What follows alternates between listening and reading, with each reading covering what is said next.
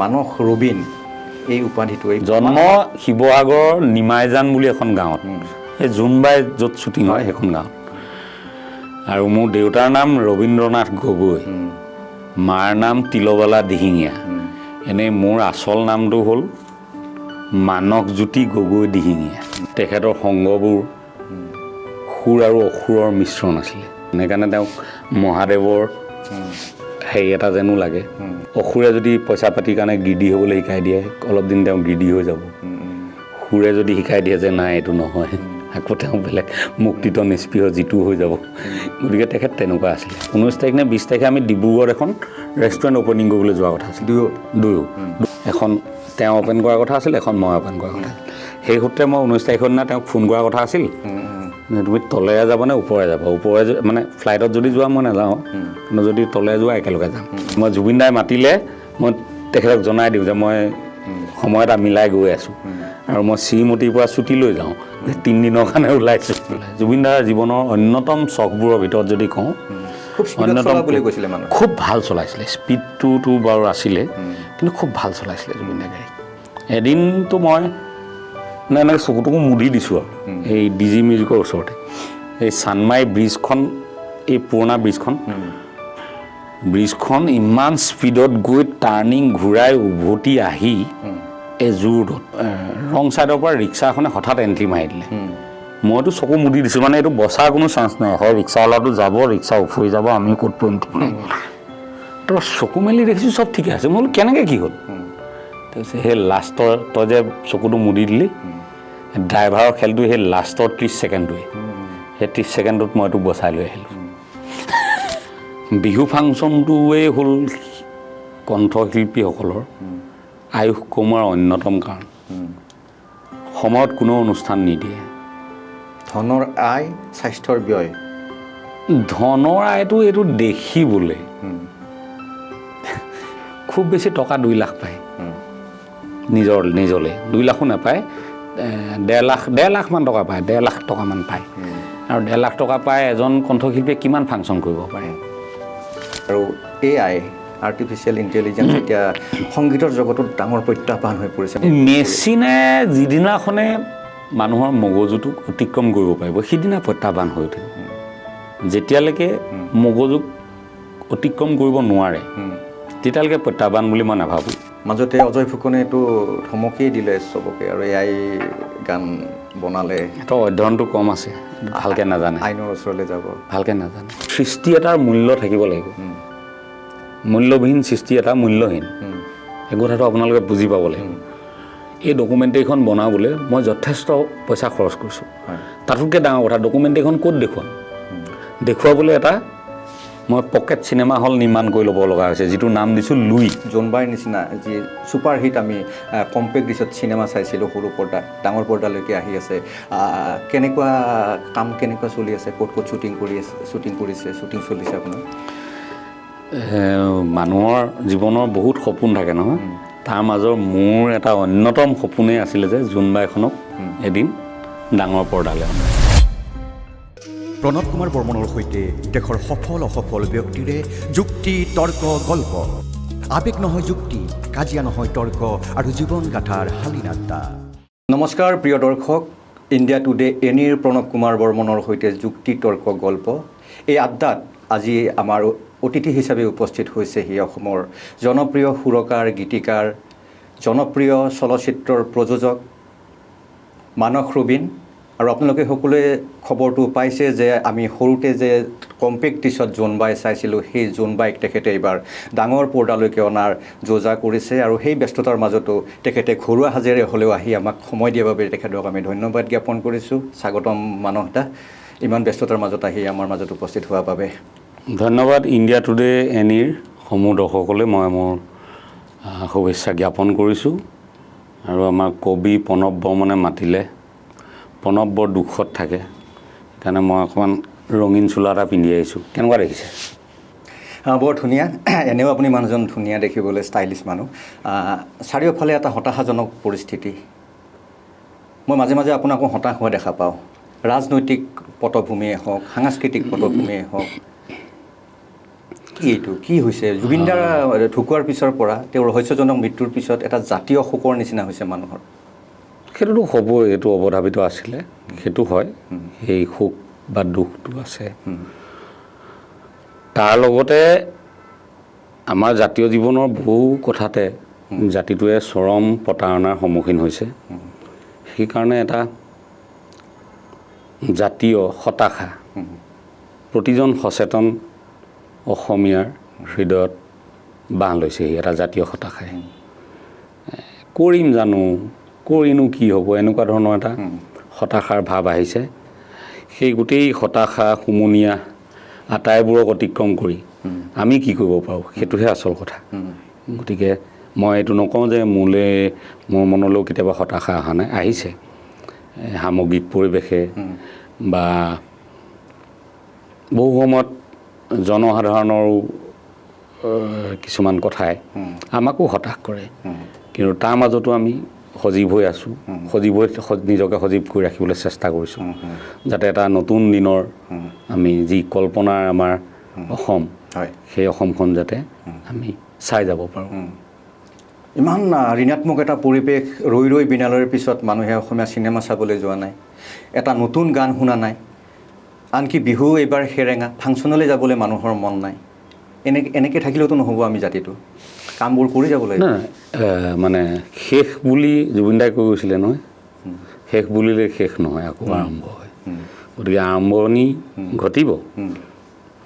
মই জুবিন মানসৰ যাত্ৰা বুলি এটা ৱেব ছিৰিজ ৰিলিজ কথা সুধিম আপোনাক যথেষ্ট মানুহে চাইছে গতিকে সেইটো আছে আশাবাদটো জীয়াই আছে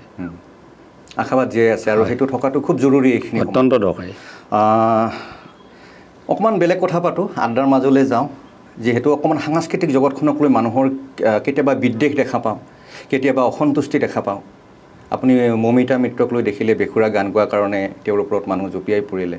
আপুনি তেওঁৰ সপক্ষে কথা ক'লে এইটো কথাত মানুহে অকণমান আপোনাক বেয়াও পাইছিলে পাব পাৰে কথাটো কি তেখেতে বেসুৰা গোৱাটোৰ ওপৰততো মই কেতিয়াও সমৰ্থন কৰিবলৈ নাযাওঁ কিন্তু গান এটা বেসুৰাকৈ গাইছে কাৰণে তেওঁৰ ওপৰত গোটেই কেছ দি জঁপিয়াই পৰিব সেই কথাটো কেনেকৈ ভাল লাগিব বাৰু আমি যিবোৰ কথাত সক্ৰিয় হ'ব লাগে সেই কথাবোৰত সক্ৰিয় নহয় সম্পূৰ্ণ নিষ্ক্ৰিয় হৈ থাকি নিজৰ সম্পূৰ্ণ ফ্ৰাষ্ট্ৰেশ্যনটো এটা খুব চফ্ট টাৰ্গেট এটা পালে তেওঁৰ ওপৰত জঁপিয়াই পৰাটো সেইটো বাতুলামি নহয় জানো আনকি জাতিগত কণ্ঠশিল্পী এগৰাকীয়ে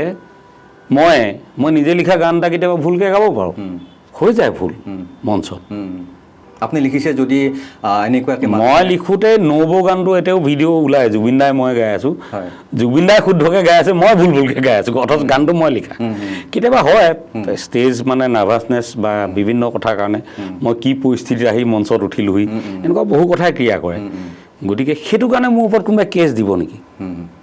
তো অবান্তৰ কথা এটা ন সেই পৰ্যায়লৈকে গুচি গৈছে মূল কথাটোত নাথাকি মানুহ অদৰকাৰী কথাত গ'লে তেতিয়া মই মাতষাৰ দিওঁ আৰু সেইটো ইমান দিনে কৰি আহিছোঁ যেতিয়া গতিকে তাৰ কাৰণে কোনোবাই মোক বেয়া পাইছে মানুহে আজিলৈকে থানালৈকে দৌৰি যায় লৈ পেলাই ঠিক তেনেকৈ এই সিদিনা প্ৰিয়ংকা ভৰালী ঘটনা এটা হ'ল চাবুৱা ঘটনাটো কি হ'ল কি নহ'ল সেইটো এটা বেলেগ পাৰ্ট হা তাৰপিছত প্ৰিয়ংকা ভৰালীক লৈ যিটো কেৰেক্টাৰ এছাচিনেশ্যন চলিলে গোটেই ছ'চিয়েল মিডিয়াত তেতিয়া মই বৰ বিৰক্তি পালোঁ মানে মই এইটোৱে লিখিছোঁ মানুহে খালি গোটেইখিনি নপঢ়ে ছ'চিয়েল মিডিয়াৰ এটা প্ৰব্লেম এইটো মই শেষত এইটো লিখিছোঁ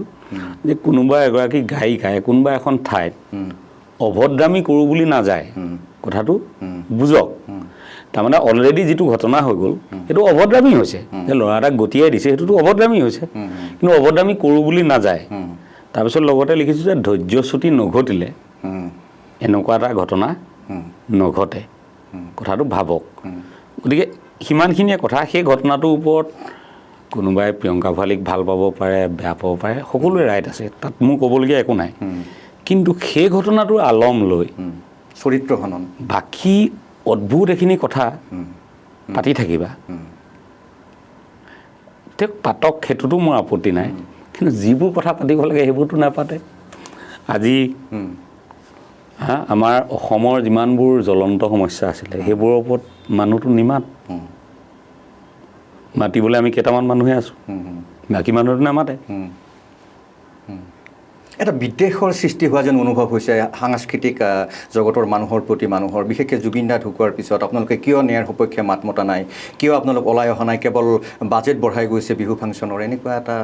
তাৰ কাৰণে বহুত মানুহ অসন্তুষ্ট হৈ উঠিছে, এনেকুৱা লাগে মোৰ মাজে মাজে। সেইবোৰ এটা এটা ধাৰণা। এতিয়া মানুহক আমি এতিয়া মুখটো কৈ লাভেই নাই।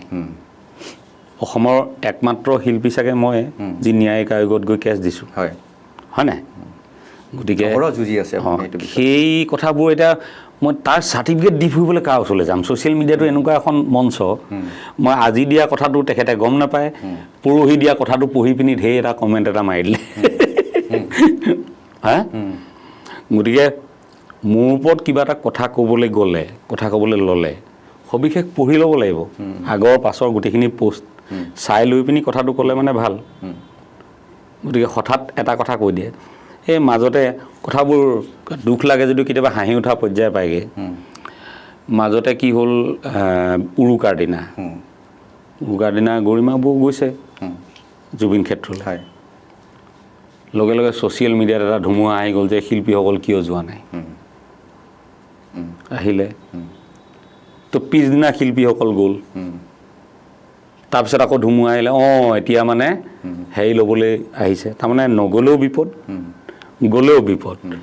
গতিকে তাত সৰহসংখ্যক গায়ক গায়িকাই বা নায়ক নায়িকাই এই কথাবোৰৰ মাজত সোমাবলৈ নিবিচাৰে,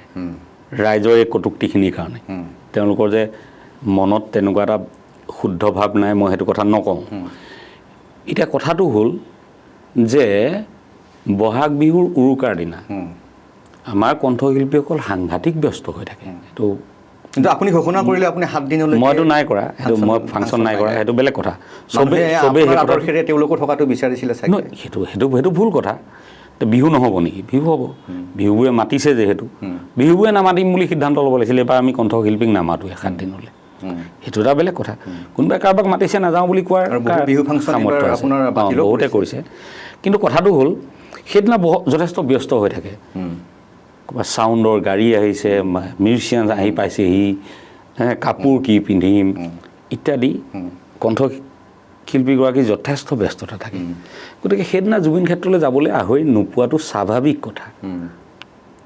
সেইটোক লৈ কাৰোবাক ট্ৰল কৰাটো কেনেকৈ ভাল কথা এটা হ'ব পাৰে? গতিকে সেইখিনি কথা। কিন্তু শিল্পীসকলৰ প্ৰতি এটা নেগেটিভ থট আহিলে কেতিয়া, যেতিয়া কা আন্দোলনৰ পিছত যে শিল্পীসকল ঠাণ্ডা হৈ দিলে, কিন্তু তাত মই অকল কণ্ঠশিল্পীসকলকে জগৰীয়া কৰিব নোখোজোঁ বা আমিতো একে ঠাইতে থাকিলোঁ, সেইকাৰণে কি আমাক খুব বেছিকৈ পূজা সেৱা কৰা হৈছে নেকি? আমিতো নিন্দিত। ছ'চিয়েল মিডিয়াত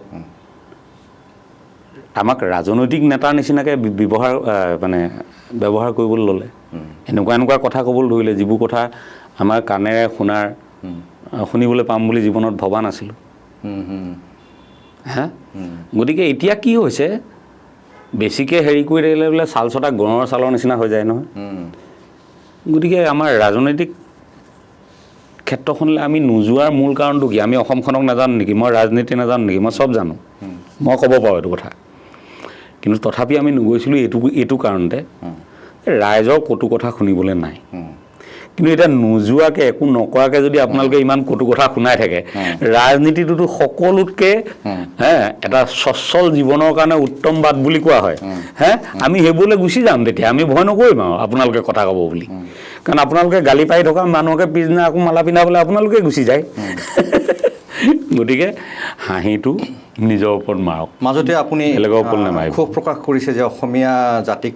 বিশ্বাস কৰিব নোৱাৰি আজিৰ তাৰিখত। নোৱাৰি। কাৰণ আমি যিবোৰ কথাত বিশ্বাসেৰে আগবাঢ়ি গ'লোঁ, সকলোতে মানুহবোৰ দুমুখীয়া পালোঁ। চবতে এটা ষ্টেৰিঅ' টাইপ, চব কথাতে। মই ক'লোঁ নহয়, জুবিন ক্ষেত্ৰলৈ যোৱা নাই কেলে, সেইকাৰণেও গালি, গ'লেও আকৌ বেলেগ এটা মন্তব্য। গতিকে সেই ষ্টেৰিঅ' টাইপটোত থাকিলে বা দুমুখীয়া হৈ থাকিলে, তেওঁলোকৰ লগত আপুনি সেই যুঁজখন দিব নোৱাৰে তেওঁলোকৰ ভৰসাত। সেইকাৰণে আমাৰ যিমানবোৰ যুঁজ হৈছে, অসম আন্দোলনেই কওক, আলফাৰ আন্দোলনেই কওক, আমাৰ মানে মই অসমীয়া মানে সমগ্ৰ অসমীয়া জাতিটোৰ কথা কোৱা নাই আমাৰ যিখিনি খিলঞ্জীয়া মানুহ বা যিসকলে মূল সুঁতি অসমীয়া বুলি কয় তেওঁলোকৰ আন্দোলন কিন্তু চব ফ্লপ বড়ো আন্দোলন ছাকচেছফুল আমি সন্মুখতে দেখিছোঁ অৰুণাচলৰ আন্দোলন ছাকচেছফুল নেফাৰ আমাৰ বাকী যিমানবোৰ আন্দোলন হৈছে জনগোষ্ঠীয় আটাইবোৰ সফল হৈছে একতা আছে দৃঢ়তা আছে স্থিৰতা আছে তেওঁলোকৰ নেতৃত্বৰ আৰু ৰাইজৰ সেইটোৱে মূল কথা আমি নেতাক দুখ দিবলৈ যাওঁ ৰাইজে কি কৰিছে নেতাই দেখিছে ৰাইজক দুখ দিবলৈ যাওঁ নেতাই কি কৰিছে ৰাইজে দেখিছে গতিকে মই মানুহটো অকণমান বেলেগ ধৰণৰ কিন্তু জনগণো হতাশগ্ৰস্ত ইমান মই মানুহটো অলপ বেলেগ ধৰণৰ কৈছোঁ মই সেইকাৰণে খুব অপটিমিষ্টিকো নহয় খুব পেচিমিষ্টিকো নহয় মই একদম বাস্তৱ সত্যটোৰ লগত চলা মানুহ আৰু নিজৰ এটা ধাৰণা আছে সমাজখনৰ প্ৰতি আজি 30 বছৰ অসমৰ বিভিন্ন মানুহৰ ঘৰত ভাত খাই থকা নাই জানো গতিকে মানুহবোৰক বুজি পাওঁ চিন্তাটোক বুজি পাওঁ সামৰ্থ্যটোক বুজি পাওঁ দৃঢ়তাটো কিমানলৈকে থাকিব সেইটোও বুজি পাওঁ গতিকে সিমানখিনি চালি জাৰি চাই চলোঁ মই কিন্তু এইখন অসমতে মানুহে 885 জন আৰু কা আন্দোলনত 5 জন প্ৰায় 890 জন শ্বহীদ হ'বলৈ আগবাঢ়ি আহিছিলে আলফাৰ নামত 14,000 মানুহে মৃত্যুবৰণ কৰিছে মানুহক আপুনি কেনেকৈ দুখ দিব নেতাবোৰৰ প্ৰৱঞ্চনাৰ কাৰণে সেইটো হ'ল আৱেগ তাৰমানে আৱেগেৰে সিদ্ধান্ত একোটা লৈ পেলাই মানুহে পিছত নিজৰ সিদ্ধান্তটো শুদ্ধ বুলি ক'বলৈ বিবেকটোক বিচাৰি ফুৰে কিন্তু হ'ব লাগিছিলে কি বিবেকেৰে সিদ্ধান্তটো ল'ব লাগিছিলে তাৰপিছত আৱেগেৰে আগবাঢ়ি যাব লাগিছিলে আমাৰ কি হয় সিদ্ধান্তটো লৈ আৱেগেৰে পিছত আৰু নিজৰ সিদ্ধান্তটো শুদ্ধ বুলি প্ৰমাণ কৰিবৰ কাৰণে তাৰপিছত বিবেকটোক বিচাৰি ফুৰে যুক্তিবোৰ বিচাৰি ফুৰে সেইটোৱে সত্য ডক্টৰ ভূপেন হাজৰিকা যেতিয়া বিজেপিত জইন কৰিছিলে অসমৰ ৰাইজে ভূপেন মামাক কিমান তিৰস্কাৰ কৰিছিলে ভাবক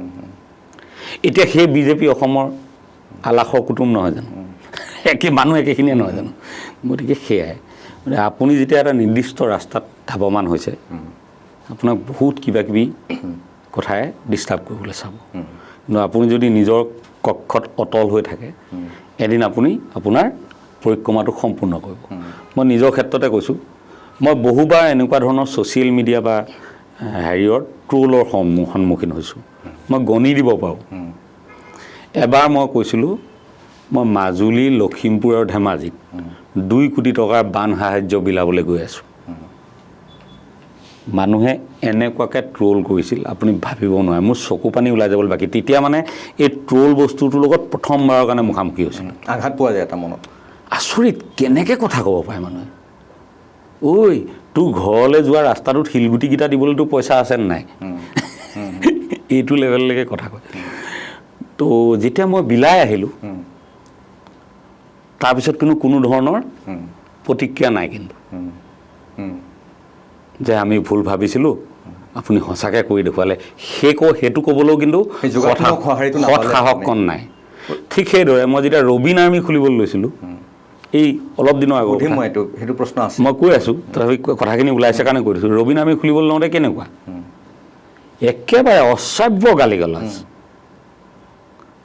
যেতিয়া আমি কৰিলোঁ এতিয়া চুপ ৰবিন আৰ্মীক বহুতে ভাবিছিলে মানস ৰবিনে ৰাজনৈতিক এটা হাথিয়াৰ কৰি ল'ব বা জখলা কৰি ল'ব এনেকৈ ভাবিছিলে আপোনাৰ যিটো কৰ্মসংস্থাপনৰ কাৰণে অসমীয়া যুৱক যুৱতীক আগবঢ়াই আনিবলৈ এটা পৰিকল্পনা কৰিছিলে মানুহে বুজি পোৱা নাছিলে ময়ো বুজি পোৱা নাছিলোঁ বুজি নাপালে সুধিব লাগিব নিজে এটা ভাবি লৈ সেইটোৰ ওপৰত নেৰেটিভ এটা বনাই এডৰালমান লিখি মোক অত্যাচাৰ কৰাৰ কি মানে আছে বাৰু ইয়াত সেনাৰ সংখ্যা বহুত বেছি মানুহে নহয় যদি বুজি পোৱা নাছিলে সোধাটো ভদ্ৰভাৱে সোধাটোতো আপত্তি নাই সুধিলেতো মই উত্তৰ দিলোহেঁতেন সোধাটো নাই কোনো এতিয়া কেনেকুৱা চলিছে আপুনি সঁহাৰি কেনেকুৱা খুব ভাল আমাৰ অসমীয়া ল'ৰাবিলাকক কয় যে কৰ্মৰ প্ৰতি স্পৃহা নাই তেওঁলোকৰ পৰা সহযোগিতা পাইছেনে কাৰণ আপোনাৰ তাতে মিস্ত্ৰী আছে সেইটোতো হয় কিন্তু আমি সেইটোক অভাগম কৰিবলৈ এই প্ৰচেষ্টা তেওঁলোকক পাৰিছেনে কাৰণ আমি ফিজিকেল ট্ৰেইনিং দিছোঁ দেখিছোঁ এইটো হয় যিখিনি ল'ৰা ছোৱালী থাকি গ'ল প্ৰথমতেতো আৱেগত এগাল আহিছিল মই কৈছোঁৱে নহয় যেতিয়া 2 মাহ ফিজিকেল ট্ৰেইনিং দিলোঁ তাৰপিছততো কমি গ'ল যিকেইটা থাকিলে তেওঁলোকক আমি ট্ৰেইন আপ কৰিছোঁ তেওঁলোকক এতিয়া এই প্লেটফৰ্মখনলৈ অনা হৈছে তেওঁলোকে কাম কৰি আছে কৰিছে চবেই কৰিছে আৰম্ভ হৈ গৈছে গতিকে সেইটোৱে কথা যে নিজৰ দৃঢ়তাটো থাকিলে কামটো কৰিব পৰা যায় গতিকে আপোনাৰ হাঁহিবলৈ ঢেৰ মানুহ আছে JCB এখন ষ্টাৰ্ট দিলে জুমি চোৱা মানুহৰ সংখ্যাটো বেছি JCB চলাব জনা কোনো নাই আমাৰ প্ৰব্লেমটো সেইখিনিত হে এতিয়া কৈ শেষ নহ'ব মই দুখ খুচৰাত নাই মই যিখিনি আমাৰ যিখিনি গুণ আছে ক্ষোভটো অকল এটা কথাতে হৈছে এই তুমিতো কবিতাৰ মানুহ সেইকাৰণে কৈছোঁ যে লক্ষ্মীনাথ বেজবৰুৱাই তাহানিতে কৈ গৈছিলে যে আমি ৰস নোহোৱা জাতি মানে কুঁহিয়াৰ কি শুকান জেওৰা খৰিৰ নিচিনা মোক বাৰু কিবা এটা আলোচনাই কৰিছে এইটো অকণমান ৰসাল হ'ব নোৱাৰে জানো আলোচনাটো আমি হিন্দীৰ ট্ৰলবোৰ চাওঁ খুব ৰসাল হয় কিন্তু অসমত সেই বস্তুটো একদম মই মানে হেৰি দেখিছোঁ মানে সামাজিক মাধ্যমত মোক যদি কোনোবাই সমালোচনা কৰিছে কৰিলে এইটো ৰসাল ধৰণে কৰিলে মোৰ উত্তৰটো দি ভাল লাগে সেইদিনা কোনোবা এটাই লিখিছে যে মানৱ দা যুঁজ এখন হ'ব বুলি কৈছিল নহয় এইবাৰো নহ'ল দেখোন মই তাক উত্তৰটো দিছোঁ এইবাৰো নহ'ল কি কৰিবি আৰু গাধা ল'ৰাক এবাৰতে মেট্ৰিক পাছ কৰাব নোৱাৰে নহয় কিন্তু এটা কথা ঠিক মই পাছ নকৰালৈকে কিন্তু ষ্টুডেণ্টক এৰি দিয়াত নাই তেতিয়া চবেই হাঁহিছে তো এইটো ৰসাল হৈছে কথাটো সেইটোকে নকয় তাৰমানে আৰু খুব অসন্মানজনকভাৱে মন্তব্য কৰে সেইটো অধিকাৰ কাৰোৰে নাই মই কিবা এটা কৰিছোঁ সেইটো মোৰ কামটোক আপুনি বেয়া পালে ক'ব পাৰে যে মানৱ দা আপোনাৰ এই কামটো বেয়া পাইছোঁ বা আপোনাৰ এই মতামতটোৰ লগত মই একমত নহয় ইউ কেন এক্সপ্ৰেছ বাট কিন্তু মোক অদ্ভুত ধৰণে আমুক তামুককৈ খোৱাৰ অধিকাৰটো কোনে দিলে আপোনাক মোৰ সন্মুখলৈ আহিলে সেইটো কথা ক'ব পাৰিবনে এইবোৰ অদৰকাৰী কথা সময় নষ্ট কৰিব নালাগে নিজৰ জীৱনটোত কৰিবলগীয়া বহুত কাম আছে আপোনালোকৰ গতিকে আৰু কিবা কথা যদি জানিবলগীয়া আছে খোকোজা লগা কথা আছে একদম মানে কোনো ধৰণৰ খোকোজা নথকাকৈ কথাটো সুধি দিলে হ'ল কথাটো সুধি দিলে আমি উত্তৰ দিবলৈ ভাল পাওঁ মই দিওঁ মই বেলেগ মানুহৰ নিচিনা বোলে মই কমেণ্ট নাচাওঁৱে এনেকুৱা নহয় কাৰণ আমি সমকালীন সমাজখনক তাৰ জৰিয়তেই গম পাব পাৰোঁ যে কি ধৰণৰ কথা বতৰাবোৰ চলিছে য়েছ মই সেইটো অধ্যয়ন কৰোঁ সেইটো নহয় যে মই কমেণ্টবোৰ নাচাওঁ নপঢ়োঁ এইটো নহয় যেতিয়া সীমা চেৰাই যায় মই আজিকালি ব্লক কৰি দিওঁ কোনেনো কাজিয়া লাগি থাকিব সময় নাথাকে ন ইমান সেইটো বেলেগ কথা নাই মোক মানসিক অশান্তি দিব নোৱাৰে সেইটো কাৰণ সেইখন সমাজ মই দেখিছোঁ বিভিন্ন স্তৰৰ বিভিন্ন ধৰণৰ কথা বতৰাবোৰ মই দেখি আহিছোঁ তেনেকৈ ডাঙৰ হৈছোঁ গতিকে মোৰ কাৰণে এইটো খুব সাধাৰণ কথা কিন্তু মই তথাপি কওঁ সেইদিনা কোনোবাই জুবিন ক্ষেত্ৰলৈ যাওঁতে মুখ্যমন্ত্ৰীকো খুব অশ্লীল ধৰণে কৈছে মই লগে লগে কৈছোঁ মুখ্যমন্ত্ৰীক তেনেকৈ নকয় তোমাৰ অভিযোগ থাকিব পাৰে তো মাননীয় মুখ্যমন্ত্ৰী ডাঙৰীয়া বুলি সম্বোধনটো কৰি তোমাৰ অভিযোগটো ক'বা বহুতে ভাবিছে আপুনি পালটি মাৰিলে জুবিন গাৰ্গৰ নিজে যেনেকুৱা তেনেকৈ ভাবিব ন আপুনি হিমন্ত বিশ্ব শৰ্মাক নিজে যেনেকুৱা তেওঁ তেনেকৈ ভাবিব নিজে যেনেকুৱা তেওঁ মানসিকতাটো তেনেকুৱা হ'ব যিবোৰ মানুহে এইবোৰ কথাত কমেণ্ট কৰে তেওঁলোকৰ প্ৰফাইলটো গৈ খুচৰি চালে হ'ল নহয় আমিতো অসমৰ প্ৰতিজন নেতাক প্ৰায় বেছিভাগ নেতাকে 3 ভাগে লগ পাইছোঁ প্ৰথম অৱস্থাত কোনোবা সংগঠনৰ নেতা হিচাপে লগ পাইছোঁ পিছৰ অৱস্থাত কংগ্ৰেছৰ নেতা হিচাপে লগ পাইছোঁ আৰু এতিয়া বিজেপিৰ সেইকেইজন হৰ্তাকৰ্তা বিধতা হিচাপে লগ পাইছোঁ গতিকে আমাক কথা কৈ লাভ নাই আমি একদম চবক তাহানি দিনৰ পৰা লগ পোৱা মানুহ কাইলৈ আৰু এটা বেলেগ দল আহিব বেলেগ চৰকাৰ আহিব বেলেগত পাব কিন্তু আমাক একে জেগাতে দেখিব তাহানি য'ত আছিলোঁ আজিও ত'ত ভৱিষ্যতো চাগে তাতে থাকিম অকণমান সামাজিক কথাখিনি এৰি পেলাই অকণমান ব্যক্তিগত কথালৈ যাওঁ মানুহজাৰ আপোনাৰ জন্ম ক'ত আৰু এই মানস ৰবিন এই উপাধিটো এইকেইটা কথাকে কিমান কৈ থাকিম জন্ম শিৱসাগৰ নিমাইজান বুলি এখন গাঁৱত এই জোনবাই য'ত শ্বুটিং হয় সেইখন গাঁৱত আৰু মোৰ দেউতাৰ নাম ৰবীন্দ্ৰনাথ গগৈ মাৰ নাম তিলবালা দিহিঙীয়া এনেই মোৰ আচল নামটো হ'ল মানসজ্যোতি গগৈ দিহিঙীয়া বৰ দীঘল আৰু মই গতিকে মই মোৰ নামটো মানস ৰবীন ৰাখিলোঁ এই কলেজত পঢ়া দিনৰ পৰাই হায়াৰ ছেকেণ্ডেৰীৰ পৰা আৰু তেতিয়াৰ পৰাই মানস ৰবীন এতিয়া বহুত ব্যস্ত আপুনি আৰু পডকাষ্টত বহুত কথাই কৈ আছে, হয়তো আপুনি আমনি পাব পাৰে, কিন্তু সেই গাঁৱৰ স্মৃতি আপোনাক কেনেদৰে এতিয়া আপোনাক মানে কি উদ্দীপন দিয়ে বা কেনেধৰণে আপুনি স্মৃতিচাৰণ কৰে সেই দিনবোৰত? গাঁওবোৰো সলনি হ'ল। এতিয়া গ'লে সেই আগৰ গাঁওখন নাপাওঁগৈ। আগৰ গাঁওখন স্মৃতিৰ মণিকোঠতে আছে। তথাপি গাঁৱলৈ মনত পৰিলে গাঁৱলৈ গুচি যাওঁ আহতকৈ। দেৰি নকৰোঁ মই, মনলৈ আহিলে বহুত আপোনাৰ গুচি যাওঁ। বহুতক কওঁ ভাত বনাবি, আমুক লৈ গৈছোঁ তামুক লৈ গৈছোঁ। সেই সময়ত কৈশোৰত আছে আপোনাৰ তাত? শৈশৱৰ চবতকৈ ভাল লগা সময়খিনি আছিল এনেকুৱা বাৰিষা বতৰত। বাৰিষা বতৰত মানে নদীৰ কাষত কেইজোপামান গছ আছিল, এজাৰ গছ, আৰু পানী বাঢ়ি একদম গছৰ আধালৈকে আহে, আৰু তাত সেই গছৰ ডালবোৰৰ পৰা নদীলৈ জাপ মাৰোঁ, আৰু জাপ মাৰি বেছি ফুট হ'লে সেই গছৰ পাতত ঠানিত ধৰি একদম আৰামত থাকোঁ। মানে পানীটো উপঙাই ৰাখে দেহাটো, ওজনটো অনুভৱ নকৰোঁ, দিনটো পানীতে থাকোঁ। ৰমণীয় শৈশৱ কটাই আহিছে একেবাৰে, যিটো আজিৰ হয়তো শিশু বা কিশোৰ মোৰ ল'ৰা ছোৱালীয়ে নাপাব। মোৰ ল'ৰা ছোৱালীয়ে নাপাব সেইটো শৈশৱ। তাহাঁতক কওঁ যে তহঁতি লাকি নহয় আনলাকি, কাৰণ তহঁতি পাইছ, শ্বপিং মল পাইছ, AC পাইছ, কিন্তু আমি যিখিনি পালোঁ সেইখিনি বেলেগ ধৰণৰ আছে। আমাৰ চুইমিং পুলটো পুখুৰী বা জলাশয়বিলাকে আছিলে। মানস দা সংগীত জগতলৈ কেনেকৈ আহিলে আপুনি? কেনেকৈ ধাউতি বাঢ়িলে? ভগৱানৰ ইচ্ছা। সৰুৰ পৰাই গাইছিলোঁ কিন্তু গান গাইছিলোঁ। তাৰপিছত আমাৰ নামঘৰত মাজতে ৰাস পাতিবৰ কাৰণে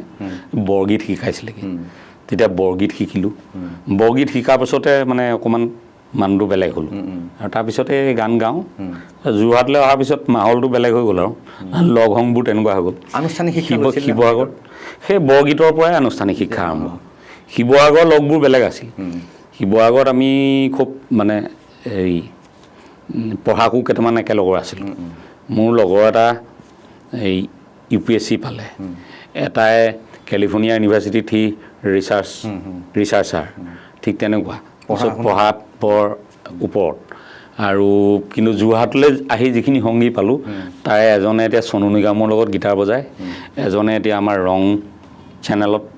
মানে হেৰি খুব বেকগ্ৰাউণ্ড স্ক'ৰৰ মেইন এখন বেলেগ সাংস্কৃতিক জগতলৈ গৈছে। বেলেগ এইখিনি মানুহ পালোঁ, আৰু ইহঁতে অকল গান গোৱাই ৰাখিলে মোক। আৰু জুবিন দাও যোৰহাটতে তেখেত জুবিন দাকো তেতিয়াই লগ পোৱা, কলেজতে লগ পাইছে। জুবিন দাক তেতিয়াই লগ পালে JB কলেজত। আৰু জুবিন দাৰ আড্ডালৈকে গৈছিল নে আপুনি তেতিয়া, য'ত জুবিন দাই খুব? নাই সেইবোৰত নাই। জুবিন দাক মই মানে কমাৰ্চিয়েলি গুৱাহাটীত লগ পাইছোঁ পিছত, এতিয়া কেছেট মানে জুবিন দাক আমি লগ পাওঁতে জুবিন দাৰ কেছেট অলৰেডি ৰেকৰ্ড হৈ গৈছে। আমি সুধিছিলোঁ কেনেকৈ ক'ত ৰেকৰ্ডিং কৰিলে, কি কথা কি বতৰা। কেতিয়া আহিলে গুৱাহাটীলৈ আপুনি? মোৰ এইটো প্ৰশ্ন। মই 96ত আহিছোঁ, 95ত আহিছোঁ। 96ৰ পৰা মই কাম। সেই সময়ত শুনা যায় যে এটা বৃহৎ লোভীয়ে সংগীত জগত, সাংস্কৃতিক জগতত প্ৰভুত্ব স্থাপন কৰি আহিছিল। তাৰ মাজৰ পৰা আপুনি শিৱসাগৰৰ গাঁৱৰ পৰা আহি কেনেকৈ আপুনি তাত মানে কি এই যিটো মান্যতা পালে বা সুযোগ পালে কেনেকৈ? বহুত মানুহে জীৱন পথত সহায় কৰিছে। মই ক'লে মানে কোনোবা থাকি যায় বুলি সদায় ভয় লাগে। তথাপি গতিকে মই দেখাত বৰ মৰম লগা আছিলোঁ। এতিয়াও মৰম লগা? মই এতিয়া নহয়, এতিয়া হেবেলাটো হৈ পৰিলোঁ, কিন্তু তেতিয়া দেখাত বৰ মৰম লগা আছিলোঁ বুলি কয়। আৰু মোক বহুত মানুহে সহায় কৰিছিল। মই প্ৰথম কেছেট নিহাৰিকা ৰেকৰ্ডিং হৈছিল অডিটেক্স ষ্টুডিঅ'ত। অডিটেক্স ষ্টুডিঅ'ত ৰেকৰ্ডিং কৰি থাকোঁতে তেতিয়া মিউজিক মেকাৰ্ছৰ স্বত্বাধিকাৰী বীৰেন দাস আহিছিল, স্বৰ্গীয় বীৰেন দাস ডাঙৰীয়া। তেওঁ শুনিলে গানটো, শুনি মই শুই আছিলোঁ, মানে বিপন দাই মিক্স কৰি আছিল, মই চোফাখনতে শুই আছিলোঁ। শুনি ক'লে ক'ৰ ল'ৰা এইটো, ইমান ধুনীয়া। বিপন দাই বোলে ইয়াতে শুই আছে। তেওঁ আহি মোৰ লগত কথা বতৰা পাতিলে। তাৰপিছত প্ৰথম মিউজিক মেকাৰ্ছ ইমান ডাঙৰ বেনাৰ, তেওঁলোকৰ বেনাৰতে মোৰ প্ৰথমখন কেছেট, গায়ক গায়িকাসকলে গান গায়, তেওঁলোকৰ বেনাৰতে প্ৰথমখন মোৰ কেছেটে মুক্তি লাভ কৰিছে, নিহাৰিকা। ঠিক সেইদৰে দ্বিতীয়খন কেছেট আমাৰ গুঞ্জন ফুকন আৰু প্ৰমোদ কলিতা ডাঙৰীয়াৰ যিটো প্ৰডাকশ্যন হাউচ, তেওঁলোকে ৰিলিজ কৰিছে, সৰস্বতী কমিউনিকেশ্যন। তাৰ মাজতে মই এখন ছবিৰ সংগীত পৰিচালনাৰ কাম পালোঁ, প্ৰিয়া ও প্ৰিয়া, শক্তি কাপুৰে অভিনয় কৰিছে। গতিকে মোৰ সেই মানে কপালে গতিয়াই মোক ঠিক জেগালৈ লৈ আহিছিলে। গতিকে তাতো সেই চিনেমাখন পোৱাৰ ক্ষেত্ৰত বাস্তৱ নেওগ বুলি এজন দাদা আছিল। কোনোদিনে বিশেষ চা চিনাকি নাই, কিনো ভাল পায় মোক নাজানো, মোক মানে টানি লৈ যায়, ব'ল তই আমুকলৈ যাব লাগিব, আমুকক লগত কথা পতাই দিম, এই ধৰণৰ। সেই এটা মোক সহায় কৰা এখিনি মানুহ সদায় মোৰ পাছফালে আছিল, আৰু আজিও আছে। সেইটোৱে আমাৰ শক্তি। ভাগ্য বুলি ভাবে নেকি সেইটো? ভাবোঁ। ভাগ্যই আপোনাক লগ দিছিলে? ভাবোঁ। ভাবে। সেই মানুহখিনি নথকা হ'লে হয়তো মই এই ঠাইখিনি নাপালে এনেকৈ ধৰণে আগুৱাই যাব নোৱাৰিলোঁ ধাপে ধাপে বিভিন্ন সময়ত বিভিন্ন মানুহ নিহাৰিকা কি বিহুসুৰীয়াই আছিল নে নাই আধুনিক গীত আধুনিক গীত আছিলে আমাৰ তেনেকৈ শুনা মনত নপৰে এতিয়া কাৰণ আপোনাৰ যথেষ্ট জনপ্ৰিয় হৈছিলে খালি সেইচোৱা সময়ত এই বিহুসুৰীয়া গীতৰ ঢৌটো আহিছিলে মহেন্দ্ৰ হাজৰিকাৰ প্ৰিয়া প্ৰিয়া বুলি এখন কেছেট খুব চলিছিলে গতিকে মোৰখন ইমান নচলিলে আৰু